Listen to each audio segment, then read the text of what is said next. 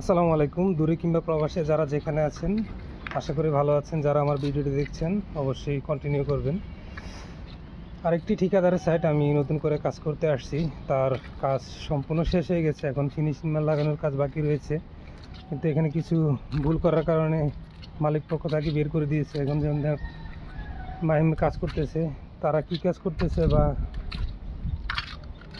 কী সমস্যার সমাধান করতেছে এই বিষয়গুলো আজকে আমরা জানবো। এখন দেখতে পাচ্ছেন এখানে প্রায় কাজ শেষ, পুরো বিল্ডিংয়ের কাজ শেষ। এটা অনেক বহুতল ভবন একটা বিল্ডিং, যে আমি দেখাই চারপাশ থেকে। এটা একটা 6তলা ভবন। ফিনিশিং মালের কাজ চলবে, টাইসের কাজ প্রায় শেষ পর্যায়ে। এখানে এরা একটা কাজ করতেছে, এই কাজটা পুরা বিল্ডিংয়ের চারো সাইডে কাজ করতেছে। মাহিম, এখানে যে কাজ করতেছিস, এখানে কী কাজ করতেছিস? এখানে এখানে ভাই 4 ইঞ্চি পাইপ, এটা আবার নতুন করে জাম দিচ্ছি। কোন 4 ইঞ্চি? কন্ট্রাক্টরের সাইড ছিল এই 4 ইঞ্চি পাইপ যেগুলো উঠছে বাথরুমের লাইনগুলো, তো একটা কন্ট্রাক্টরের সাইড ছিল, এখন তারা বর্তমানে বাইরে করে দেওয়া হয়েছে।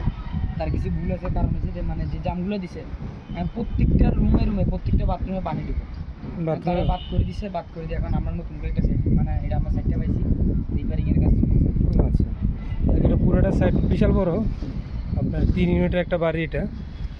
তো আমরা এটা নতুন করে আবার কাজ শুরু করেছি। এখন দেখতেই পাচ্ছেন এখানে নিচে ফরাত ঝুল রশিতে জাম দিচ্ছে। 4 ইঞ্চি পাইপগুলো আবার নতুন করে জাম দেওয়া হচ্ছে বিল্ডিংয়ের পুরো সাইডে। আমি যদি নিচ থেকে দেখাতাম তাহলে বুঝতেন, এই পাশে প্রত্যেকটা জয়েন্ট দিয়ে আপনার পানি ঘামাচ্ছে। তো আলহামদুলিল্লাহ আমরা চেষ্টা করতেছি নতুন করে কাজটা শেষ করার জন্য। অবশ্যই আপনার মূল্যবান মতামত জানিয়ে যাবেন। সে পর্যন্ত ভালো থাকবেন, ধন্যবাদ।